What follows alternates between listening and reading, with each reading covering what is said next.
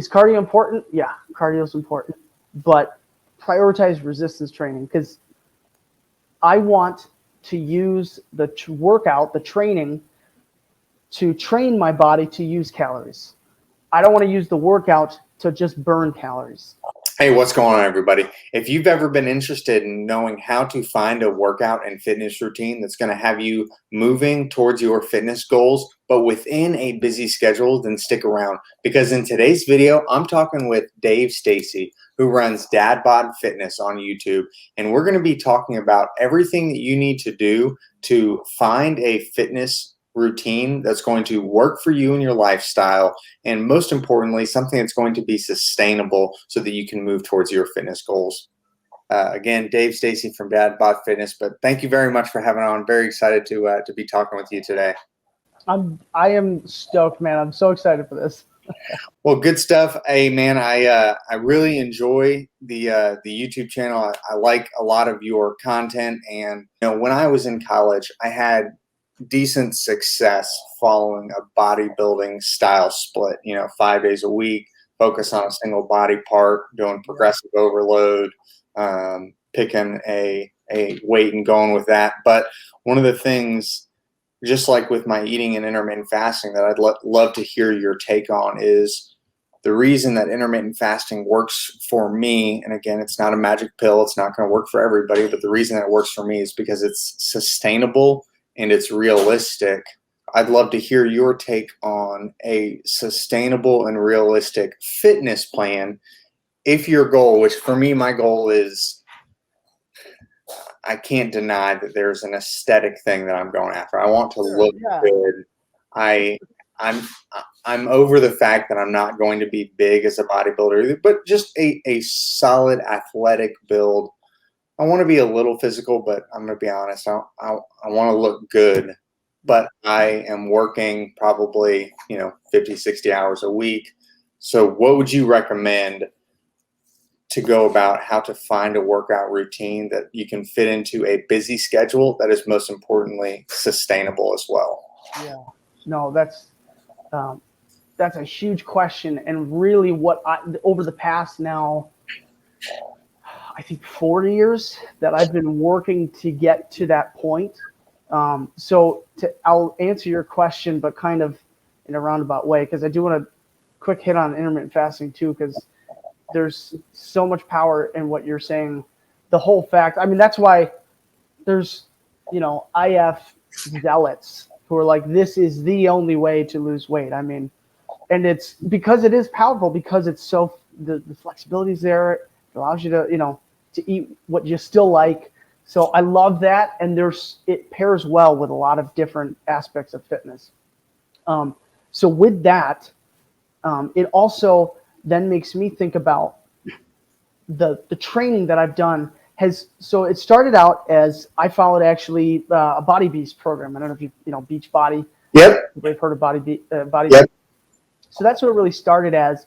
Again, similar to what you're talking about, that 5-day split, 1, maybe 2 body parts a week. And this was, again, at a point where I had less responsibility. At that point, I had 2 kids, younger. They slept relatively well, thankfully. But it was just at a point, there's a lot less going on. I wasn't doing YouTube at that point. And so it seemed sustainable at the time. And of course, when you could probably speak to this too, like when you first start realizing you can make progress, you can make, build muscle. Like there was this fire in me that just like wanted to go all at it. Like for my entire time of working out, I've always worked out from home. I don't go to a gym just because it's not convenient for me. I don't have the time. We live in, very rural area, if I could pronunciate that. So there's really nothing around to go to unless I want to take like 2 hours out of my day, and I just don't have it. Yep. So I've worked out from home. I would lug my weights from like our back office room into our living room to then work out, because I'd do it on the TV. And on my way back to putting the weights, I would be doing like extra curls. I'd be doing extra shoulder presses just because I thought it was going to be that beneficial. But ultimately, over these past 4 years, like I have found less is more. And I think that for me has been huge in learning my body. So that would be one of the first things I would want people to think about is just get in tune with your body. Learn what are your sleep habits. Like, are you sleeping well? Do you even can you even sustainably put in like a 3 day a week workout? So the more you can understand what your body is doing, how you're feeling, the better you can understand what you could actually take. Because again, the desire when it's there, the motivation is there. You wanted like, oh, I could do, realistic. I could do 5 workouts a week. And I always like to tell people, okay, whatever you're saying you can do, cut it in half or more. So I would honestly, if your viewers have not worked out at all, or maybe it's been intermittent, commit to 1 day a week. I mean, truly, like there's people that I'm working with right now that I'm like, commit to 1 day, just 1 day. Start with that, then slowly work up. Because the cool thing is, and I'm sure I'd love to hear your take on this, but in college, like when you haven't touched weights and you start lifting, any stimulus that you give your muscles, they're going to respond. So you can do very little and achieve a lot. So with that, I say start small and start with total body. And if there's anything that you're going to do, is cardio important? Yeah, cardio is important. But prioritize resistance training, because I want to use the workout, the training, to train my body to use calories. I don't want to use the workout to just burn calories. Oh, I like that. Because and I can't say I coined that. I put it in my own words, but actually Yeah, that comes no, I like from that. Mind Pump.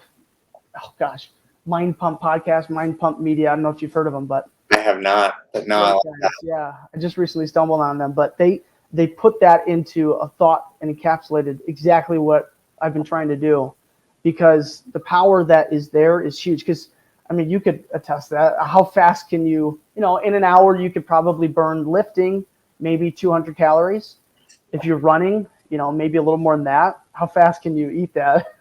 Oh, Right? I mean, very, very quickly. yeah, exactly. It's like one handful of chips and you've basically destroyed your progress. So it's a mental shift for a lot of people, but you're training your body to use calories. So that's what I always say is focus on resistance training, start with 1 day a week, and then do total body. And the reason I say total body, a lot of different things work for people.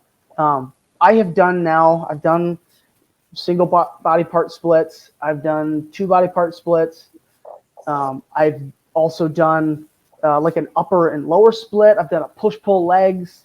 I've really wanted to experiment. And so far I found the most, and it's hard to say progress. I don't know if it's necessarily progress because results are slow when you're trying to build muscle. Losing fat is different.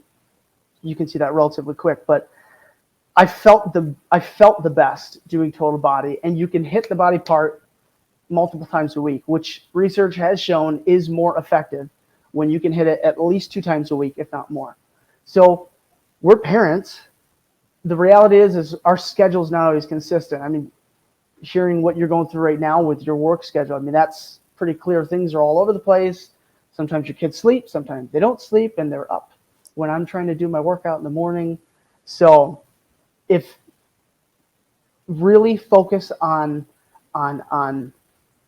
total body so that you have that flexibility to be able to, if you miss a day, go ahead, skip a day. It's an extra rest day. Now you're more prepared for the following day.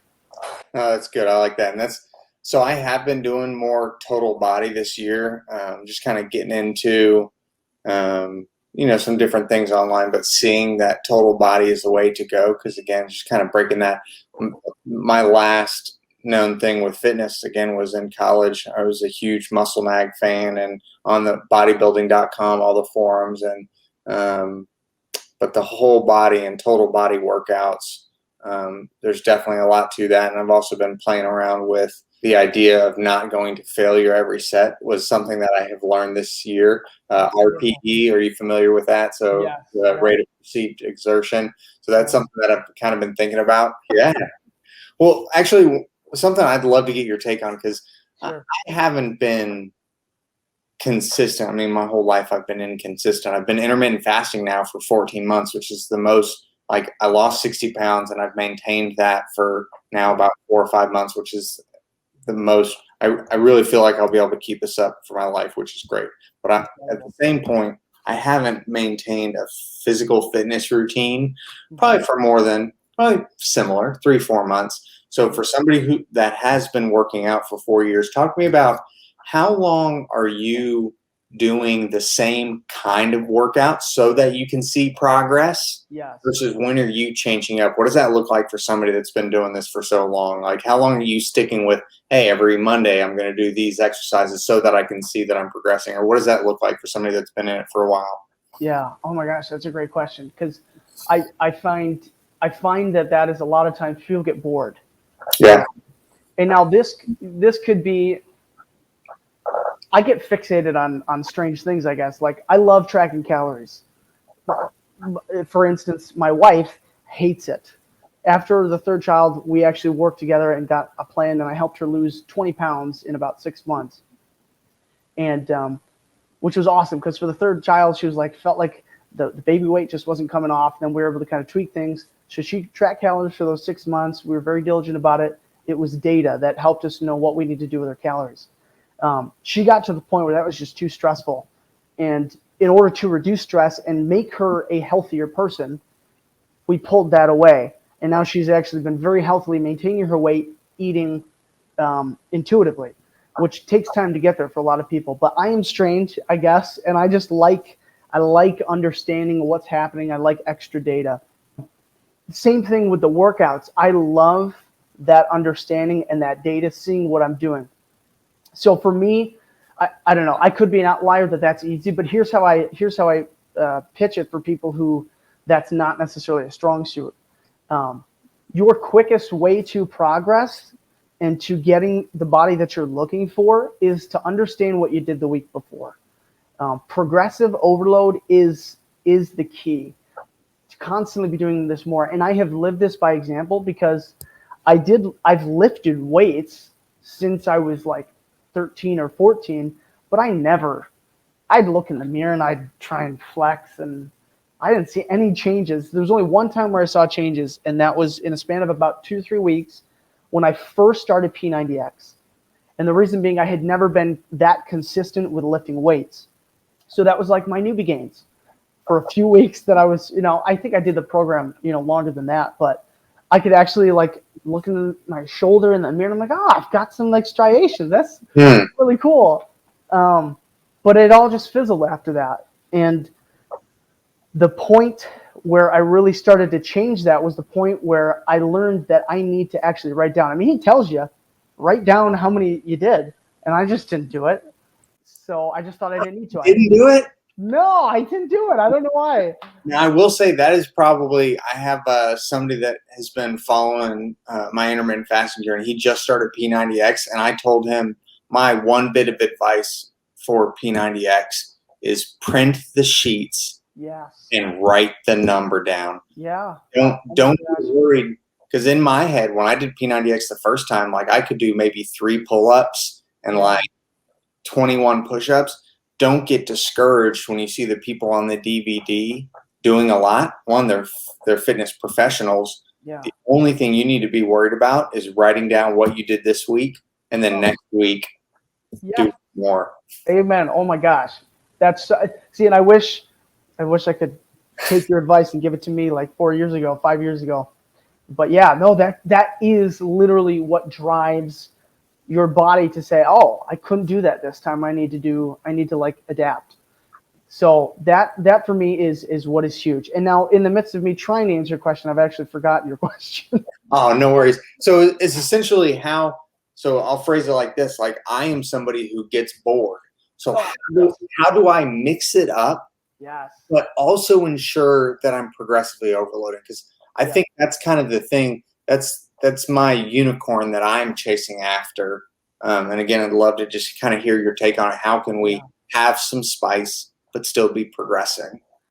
This is the way I would do it, because I would say, again, the consistency is key, but it's consistency over the long term. And a lot of people think like, oh, like within a few weeks, can I, switch things around?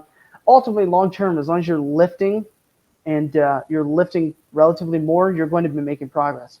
I would say, ideally, sticking with a workout program for the longer duration, the better. Now, you don't have to, but I would say the longer the better. Some people actually, like well-known names in fitness, will do the same program for years.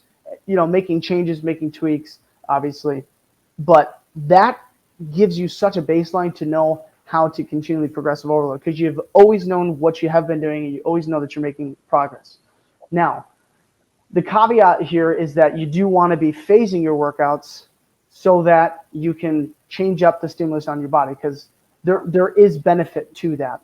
So what I would tell people, especially if you're used to getting, or you tend to get bored, go in 3 to 4 week stints. And this is actually new for me. I've never done this. I usually run a program for like 8 to 12 weeks, sometimes usually even longer than that, because I like to constantly know that I'm doing more than I did the week before. But if you phase your program in 3 to 4 week increments, 3 to 4 weeks, I would say 4 in particular is great.